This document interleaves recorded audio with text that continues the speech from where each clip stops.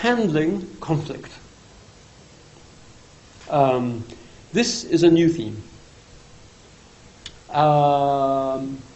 What is conflict? Now, this is something important because we are going to be running into conflict whether we like it or not in our everyday lives. Not we are going to be. We have run into conflict. We are running into conflict. Conflict is something which is not going to die on us. Unfortunately, it's going to... Unfortunately? Well, maybe sometimes it's a good thing. Conflict, a good thing? Let's look into it and see why. Any situation where your concerns or desires different from another person, you can define as conflict, in a sense. We have conflicts all over the world. That's why we have wars.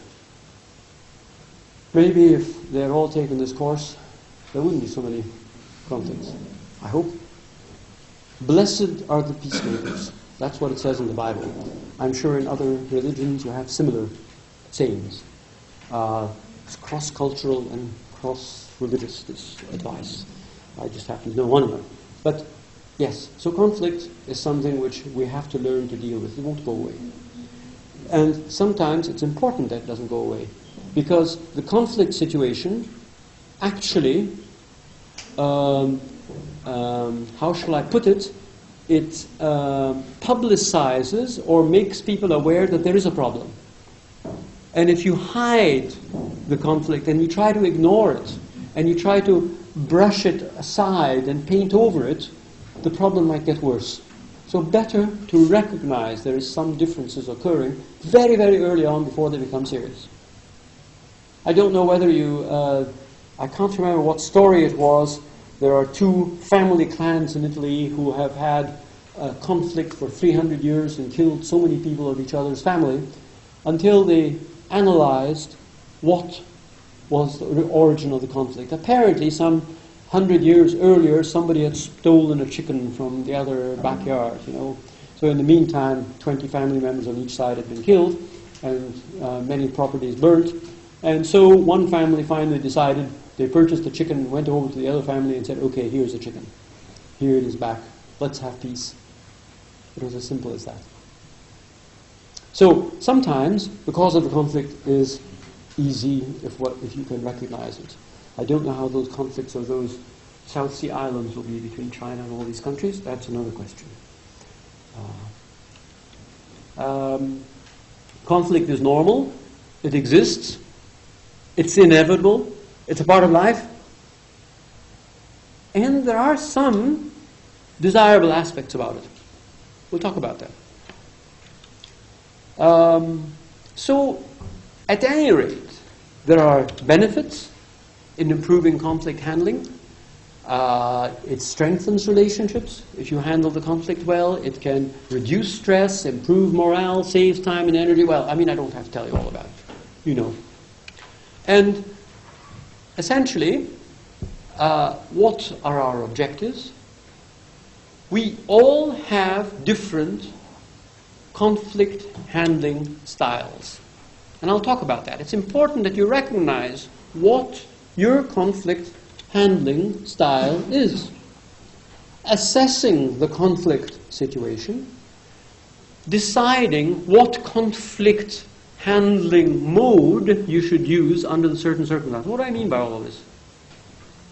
It's not that simple. There are certain types of conflict handling modes that you'll use under different circumstances, and not all of them are the right ones. You might want to confront somebody under certain circumstances, and other circumstances you may want to avoid or collaborate or accommodate. There are different things, different ways of approaching different circumstances under different conditions. The goal is enhance your own self-awareness, refine your own skills, and develop new ones. Well, you have to recognize what skills are missing. I'm an avoider, so I have to learn how to confront. A confronter may have to learn how to accommodate or collaborate. So, essentially we can look at this or we can view it. I mean, there are many ways of viewing, but this is one way. This is not the way. We have put this into two different axes. One is called assertiveness, That is being concerned with meeting your own needs. And the other is called cooperativeness. That means more or less concerned with meeting the needs of others. Everybody said, that's better. It's not necessary. If you are only concerned about meeting with everybody else's needs, you'll never make. What do you want to do today? Well, I'll do what you want to do today. Well, I'm not sure. Then I know that my partner or my wife likes to go out to the opera. So I'll say, I think I would like to go to the opera. She knows that I like going to a football game. She'll say, well, no, I think I'd like to go to a football game. Well, she doesn't want to go to a football game. So maybe we're both trying to please each other. I don't know whether you know the story about the husband and wife who cut their breakfast buns in half, and there was the top and the bottom one. And the husband always thought that the wife liked the top part, and the wife always thought the husband liked the bottom part. Well, actually, it was the reverse. And all their lives, they were giving the part that they thought their partner wanted. So it's not always the best to be concerned about the needs of others. One should always also be able to assert your own needs and state them very clearly. Otherwise, people won't be able to help you and please you. So, your conflict mode is your skill, what mode is your strength, and the situation. You might have a certain skill in handling conflict and recognizing the situation.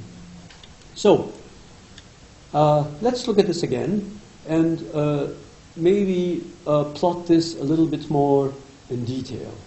At the bottom you have unassertiveness going to be assertive, and from uncooperative to cooperative. So, if you're going to look at uncooperative assertiveness, in this kind of situation, you're an assertive person and you're uncooperative, you can call it competing. You're in a competing mode. My way. On the other extreme, if you are very cooperative but unassertive, you might call it accommodating.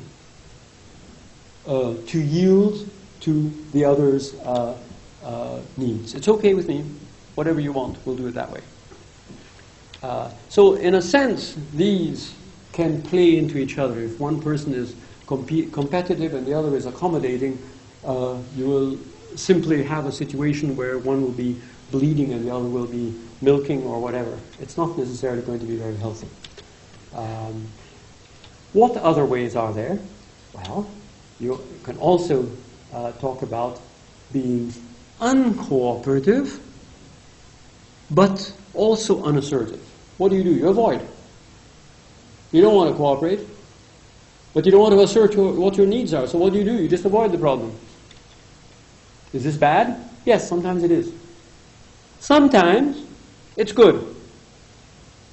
There are certain situations where you shouldn't confront somebody on that day. You know that person has a lot of stress, and you know it's not going to be a good day to confront him. Postpone it for the next day, when he can deal with it, when he has calmed down.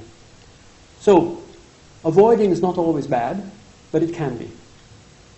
Unfortunately, with those of us who are avoiders, then it becomes bad because they're always avoiding.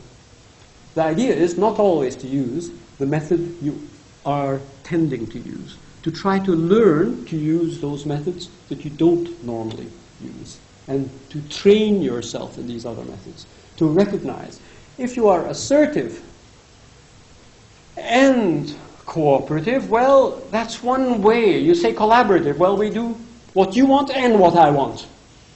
I'm a cooperative person and you're an assertive person. Well, let's see now. Let's collaborate.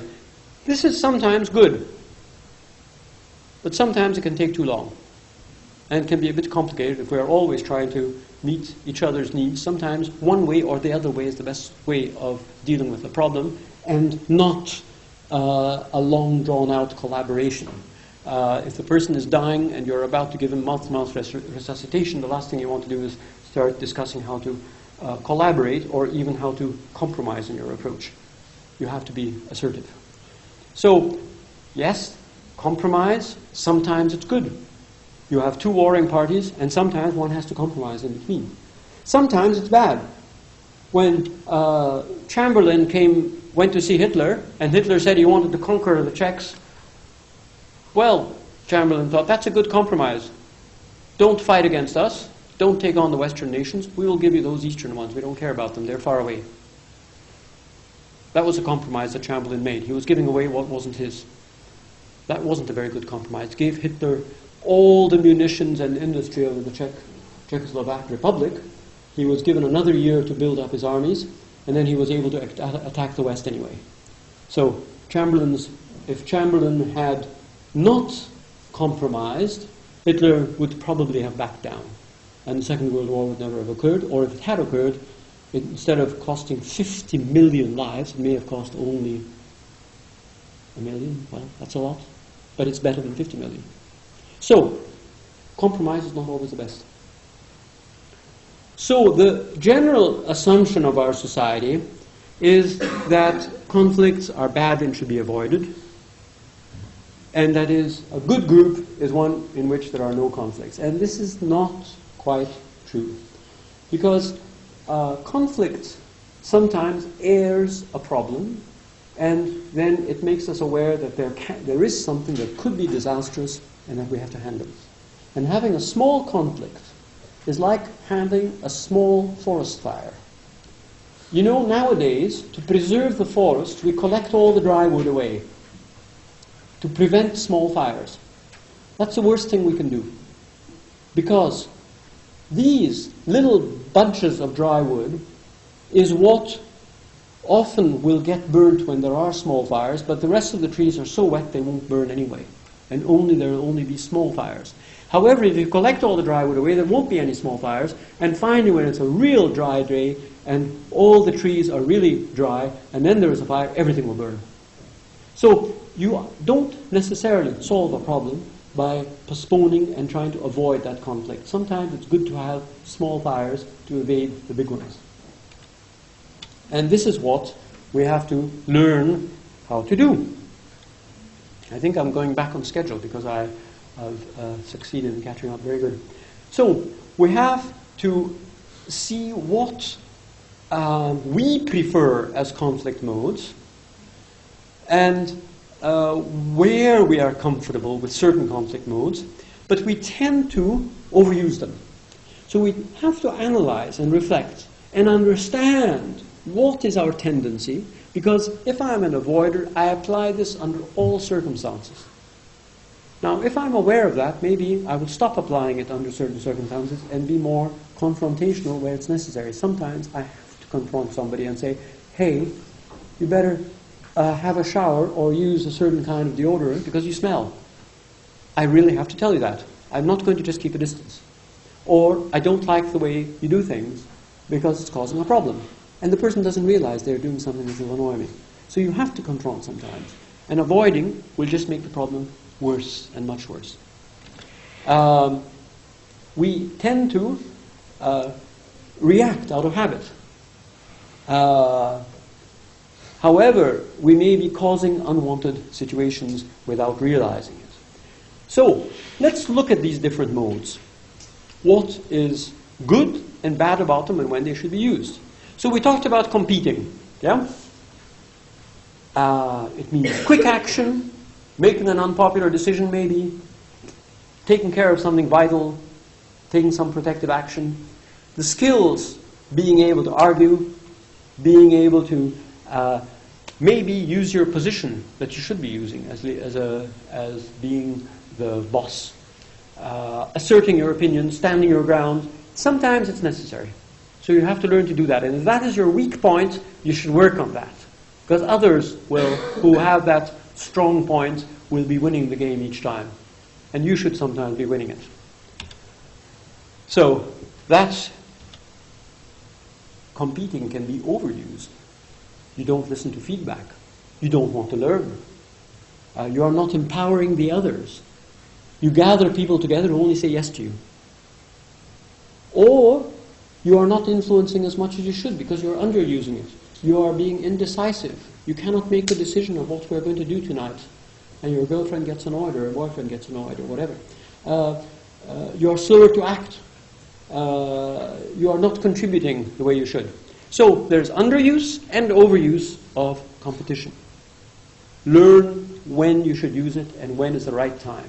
And if you don't know how to use the competitive skill, use it. Learn how to use it. Accommodating.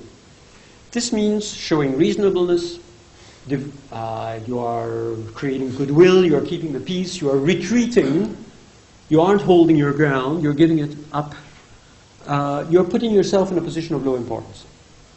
Sometimes it's necessary. The rich, powerful person should sometimes withdraw. The skill is to forego your own desires, to be selfless, to obey orders, and to yield. These things are good sometimes, and they are bad sometimes. And it's recognizing when to apply accommodation. And if you never accommodate, then learn how to. But if that is your tendency, try to use it less often. And try to be more competitive and assertive. So, you can overuse it, and thus you won't be contributing where you should be contributing sometimes. You have some good things to say. You are intelligent. You have thought of something that is useful for the team, but you're being so accommodating that you're not saying it. And the team is losing you as a leader, and they're not respecting you so much as a result.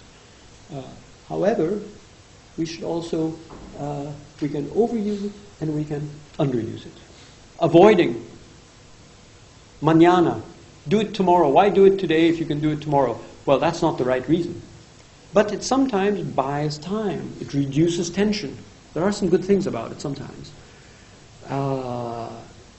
However, and one should learn how to sometimes avoid a problem. You see that there could be a big problem occurring. You try to avoid it today because this is not the right time to deal with this big problem. Try to deal with it on a one-to-one basis after the meeting with this person that you have a problem. Don't confront him in front of the others, because then he will be losing face and he will battle like hard. So there's a time and a place to confront, and there's a time and a place to avoid. So you can overuse it by always postponing your decisions. That's what I tend to do. Or you can underuse it, and as a result, you will not be able to tell people when things are really critical and need to be confronted. You can collaborate, and similarly with all of these things, again, maybe it's getting a bit boring going into each one of them. Collaborating is the same thing. There are skills to develop with collaboration, but sometimes it can be taking too long to make a decision, and it's sometimes not a good thing to collaborate. For example, you can, it will often, you want to get something done, and you get into the collaborative mode, and it will take ages, and you have to make a decision quickly. Maybe that's not the time to collaborate. It's a time to be more competitive and say, hey, this is what I really need, this is what has to be done, let's do it, and that's it. And let's not have a long discussion of it. But sometimes it can hurt feelings. So one should be careful. So all of these skills, whether it be compromising, collaborating, all of these things have a time and a place. And we have to analyze that time and place, see what is the best skill that should be used, and it may not be the skill that we are equipped with. And therefore, we have to train ourselves to use that. So I, as an avoider, have to train myself to be more confrontational. And a confronter could be learning more about compromising, collaborating, or accommodating. So we should all understand and analyze what our skills or tendencies are, what our default way of doing things, and what kind of skills we don't have and we try not to use. And these are the ones we should learn about. And then try to analyze the situation when we reach it and use the right skill. It's a bit difficult, but with practice, if you're an avoider and you try confronting, you will learn afterwards it's not so difficult. You didn't get your head bitten off by confronting. It worked. And then you'll gain confidence in it. One can learn to use certain skills that you are not used to using. So, yes, we're on time. Before I go on to Mars, which is a totally far away topic, I talked a little bit about it, but now we're going to talk about a real Mars mission. And so before I talk about this real Mars mission, are there any questions or points you would like to make on these leadership and conflict parts of this lecture. Yes. So the question was, is there a certain kind of person who, type of person who wants to become an astronaut? Is he type of a leader or conflict handler, etc.? No, actually, there is a large diversity in types of people who want to become astronauts. Yes. But in the past, there were certain types who were selected. The hero type, the strong type, etc. So, no, there are, fortunately, totally different types of people who want to become astronauts. Yes. Not all of them are the strong, competitive, etc., etc. No. And if you are thinking that that's the criteria for becoming one, no, it's not. Some of the soft strengths of psychology are very useful. Of course, you have to have certain skills of survival. But to live in space for a long time with your fellow man, yes, you need very different skills. Psychological skills as well. But yes, there are those who are applying. There are all kinds of people who have applied. Yes. Of course, it needs somebody taking the initiative. But there are, fortunately, very different types of people who apply. Yes. I can't give you figures, though, because I wasn't part of the teams analyzing and accepting the results, and I don't know whether scientific analysis was made of what kind of characteristics of people were the type who applied. It's a good question, though. I've just seen that there are different types of applied. But it's a good question. I think that could be a subject of research in the future.